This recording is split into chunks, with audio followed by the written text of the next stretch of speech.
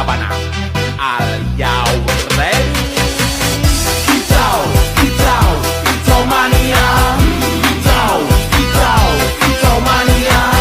Kicau, kicau. Assalamualaikum warahmatullahi wabarakatuh. Perkenalkan, kami dari kelompok 6. Kami akan menjelaskan tentang matriks, operasi matriks dan eliminasi Gauss-Jordan. Pertama, perkenalkan, nama saya Rifan Kurniawan dengan NIM K1325036. Saya Sabrina Melakukan Zara dengan NIM K1325039. Saya Abdul Habsari dengan NIM K1325048. Saya Birinda Mitra dengan K1325045. Saya Mustawil Waladila dengan NIM K1325059. Ini saya akan menjelaskan tentang pengertian matriks. Matriks adalah susunan sekelompok bilangan dalam suatu jajaran berbentuk persegi atau persegi panjang yang diatur berdasarkan baris dan kolom yang diposisikan di antara dua tanda kurung biasa atau tanda kurung siku. Setiap bilangan yang tergantung di dalam matriks disebut entry atau elemen. Baris adalah susunan bilangan-bilangan yang mendatar atau horizontal, sedangkan kolom adalah susunan bilangan-bilangan yang tegak atau vertikal. Jika A adalah sebuah matriks, maka kita akan menggunakan AIJ untuk menyatakan entry yang terdapat di dalam baris I dan kolom J dari A. Jadi matriks umum seperti ini. Baik, selanjutnya adalah penjelasan mengenai cara penamaan matriks. Suatu matriks bisa dinamakan dengan matriks B atau bisa diganti dengan matriks A atau matriks C dan seterusnya. Lalu, untuk menyatakan suatu anggot dapat dinyatakan dengan AIJ, di mana I sebagai indeks pertama menyatakan baris anggotanya, J menyatakan kolom anggotanya. Ini adalah baris, ini adalah kolom. Seperti contohnya A11 berarti anggota baris pertama, kolom pertama. A12 berarti anggota baris pertama, kolom kedua.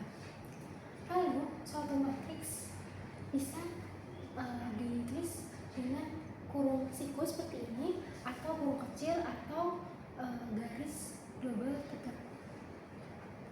Selanjutnya, suatu matriks ada yang namanya ukuran atau ordo matriks. Ordo matriks dinyatakan dengan baris dikali dengan kolomnya.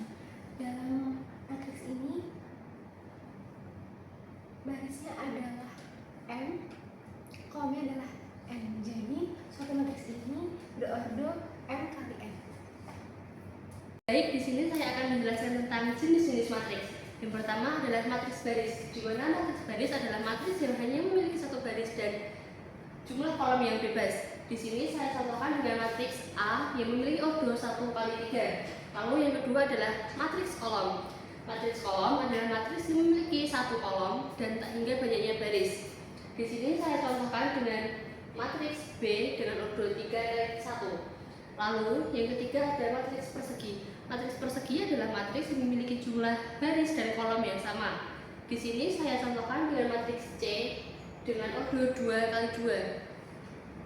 Lalu yang keempat ada matriks segitiga atas. Matriks segitiga atas adalah matriks dengan elemen di bawah diagonal utama adalah 0 dan di atas diagonal utama adalah bebas. Di sini saya contohkan dengan matriks M dengan ordo 3×3, yang mana diagonal utamanya adalah 1, 7, dan 4. Elemen di bawah diagonal utama itu ada 0 semua. Lalu elemen di atas diagonal utama terdapat angka negatif 8, 6, dan negatif 2. Lalu pada bagian berikutnya ada matriks segitiga bawah. Ini merupakan kebalikan dari matriks segitiga atas, yang mana matriks segitiga bawah elemen di atas diagonal utamanya adalah 0 semua dan di bawah diagonal utamanya adalah bebas. Di sini saya contohkan dengan matriks R 3×3 yang memiliki diagonal utama 1, negatif 9, dan negatif 4. Di atas diagonal utama ini terdapat 0 semua. Lalu di bawah diagonal utama terdapat angka 3, 6, dan 8. Lalu yang keenam adalah matriks diagonal. Matriks diagonal adalah matriks yang elemen selain diagonal utamanya adalah 0. Di sini saya contohkan dengan matriks D dengan ordo 3 kali 3, yang mana diagonal utamanya adalah 9, 4, dan 3. Lalu selain itu, entry-entry-nya adalah 0. Lalu lanjut ke matriks skalar. Skalar adalah matriks dengan elemen pada diagonal utamanya adalah sama. Di sini saya contohkan dengan matriks S dengan ordo 3 kali 3, yang mana entry pada diagonal utamanya adalah 8, 8, dan 8. Selain itu 0. Lalu yang selanjutnya adalah matriks identitas. Matriks identitas adalah matriks diagonal dengan entry pada diagonal utamanya adalah 1. Lalu yang terakhir adalah matriks 0, yang mana matriks 0 tersebut adalah matriks dengan entry-entry pada matriks yaitu 0 semua. Baik, selanjutnya definisi dua matriks. Dua matriks dikatakan sama jika kedua matriks tersebut memiliki ukuran yang sama dan entry-entry yang bersesuaian pada kedua matriks tersebut sama. Dua matriks dikatakan tidak sama jika kedua matriks memiliki ukuran yang berbeda atau ada entry yang bersesuaian pada kedua matriks tidak sama. Misal, ada matriks A, B, dan C. Nilai X pada matriks A jika sama dengan 5, maka A sama dengan B. Selain itu, A tidak sama dengan C dan B tidak sama dengan C karena kedua matriks tersebut memiliki ukuran yang berbeda. Selanjutnya, penjumlahan dan pengurangan matriks. Jika A dan B adalah dua matriks dengan ukuran yang sama, maka definisi penjumlahan A plus B adalah matriks yang diperoleh dengan menjumlahkan entry-entry pada matriks A dengan entry-entry yang bersesuaian pada matriks B. Sedangkan definisi selisih A min B adalah matriks yang diperoleh dengan mengurangkan entry-entry pada matriks A dengan entry-entry yang bersesuaian pada matriks B. Dua matriks yang memiliki ukuran berbeda tidak dapat dijumlahkan ataupun dikurangkan. Contoh, ada matriks A, B, dan C. Penjumlahan matriks A plus B seperti ini. Entry min 2 didapatkan dari 2 ditambahkan min 4 dan seterusnya. Lalu A min B entry 6 itu didapatkan dengan 2 dikurangi min 4. Pernyataan A plus C, B plus C, A min C, dan B min C tidak dapat didefinisi karena kedua matriks tersebut memiliki ukuran yang berbeda sehingga tidak dapat dijumlahkan ataupun dikurangkan. Selanjutnya adalah perkalian skalar suatu matriks. Jika A adalah sebarang matriks dan C adalah sebarang skalar, maka hasil kali C A adalah matriks yang diperoleh dengan mengalikan entry-entry pada matriks A dengan bilangan C. Misal, ada matriks A, B, dan C, maka 2 kali A diperoleh dengan 2 dikalikan 2 itu sama dengan 4 dan berlaku untuk setiap entry pada matriks A. Kemudian, min 1 dikali matriks B itu diperoleh dengan min 1 dikali 0 itu sama dengan 0 dan seterusnya. Selanjutnya, sepertiga dikalikan dengan matriks C itu diperoleh dengan sepertiga dikalikan dengan 9 menghasilkan 3 dan berlaku untuk setiap entry pada matriks C. Selanjutnya, perkalian dua matriks. Jika A adalah matriks berukuran M dikali R dan B adalah matriks berukuran R dikali M, maka hasil kali A kali B adalah matriks yang berukuran M dikali N. Definisi dua matriks dapat dikalikan apabila jumlah kolom matriks pertama sama dengan jumlah baris matriks kedua. Apabila syarat ini tidak terpenuhi, maka kedua matriks tidak dapat dikalikan. Contoh, ada matriks A berordo 2 kali 3 dan B berordo 3 kali 4. Jumlah kolom pada matriks A itu sama dengan jumlah baris pada matriks B, yaitu 3. Sehingga kedua matriks tersebut dapat dikalikan. Maka hasil kali A dikali B itu diperoleh dengan mengalihkan baris pada matriks A dengan matriks B. Salah.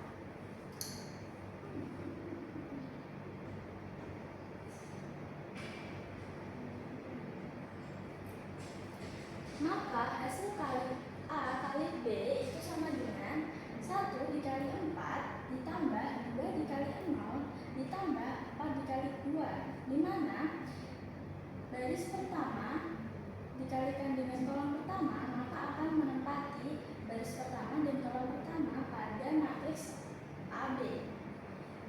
seterusnya berlaku untuk baris dan kolom lainnya yang akan menghasilkan AB sama dengan 12, 27, 30, 13, 8, 4, 26, dan 12. Maka hasil kali AB sama dengan pertama kalikan entry-entry pada baris pertama matriks A dengan entry-entry pada kolom pertama matriks B, sehingga menghasilkan 1 dikali 4 ditambah 2 dikali 0 ditambah 4 dikali 2.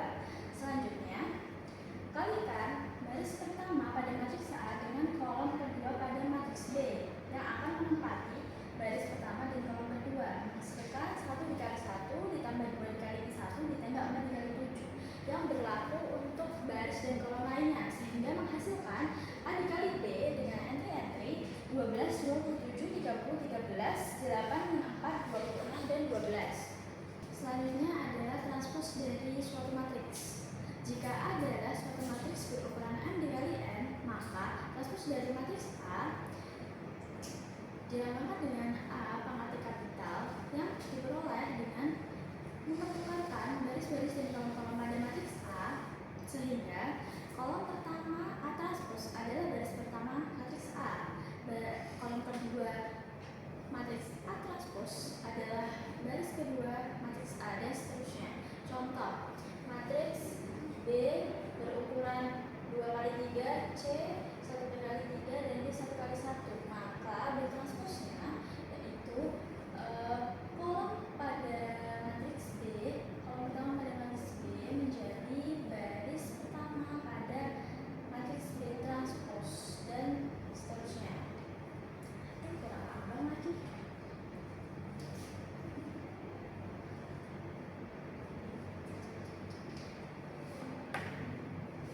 Contoh, ada matriks B, C, dan D. Matriks B berukuran 3x2, maka matriks B transpos menjadi berukuran 2x3, dan baris dari B menjadi kolom baris pertama pada matriks B menjadi kolom pertama pada matriks B transpos, dan seterusnya berlaku untuk semua matriks. Selanjutnya, trace dari suatu matriks. Jika A adalah matriks buncit sangkar, maka trace dari A dinyatakan dengan TRA adalah didefinisikan sebagai jumlah entry-entry diagonal utama matriks A. Trace A tidak terdefinisi jika matriks A bukan matriks buncit sangkar. Contoh, ada matriks B berukuran 4x4 dengan diagonal utama min 1, 5, 7, dan 0. Maka trace B sama dengan min 1 ditambah 5 ditambah 7 ditambah 0 sama dengan 11. Selanjutnya, perkalian suatu matriks dengan matriks identitas. Jika A adalah matriks berukuran M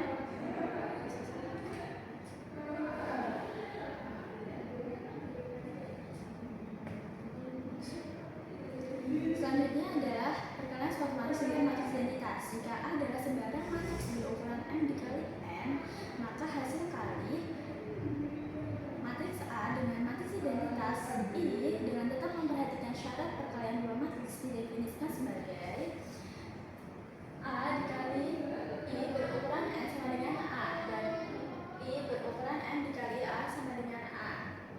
Contoh, ada matriks A dengan entry 1, 1, 2, 2, dan matriks I berukuran 2x2.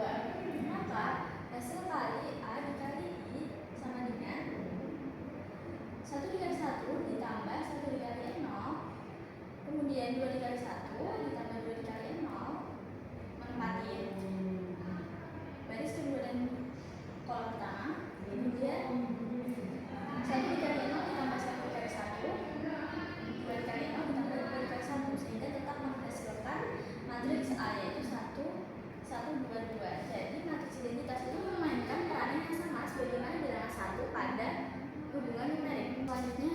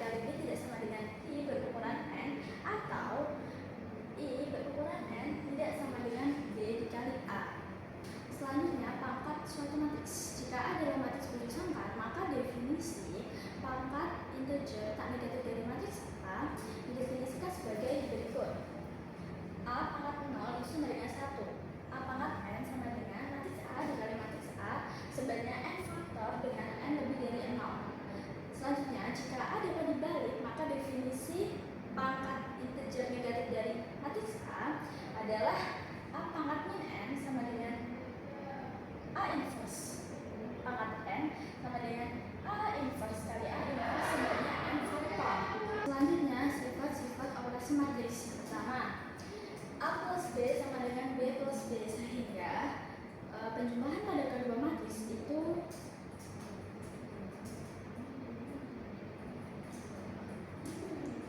selanjutnya sifat-sifat operasi matriks. Yang pertama, A plus B sama dengan B plus A merupakan hukum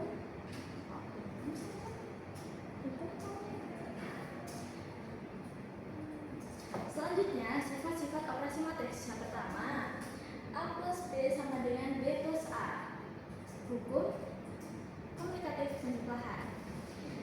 Yang kedua, A kali B tidak sama dengan B dikali A, hukum komunikatif tidak berlaku pada perkalian matriks.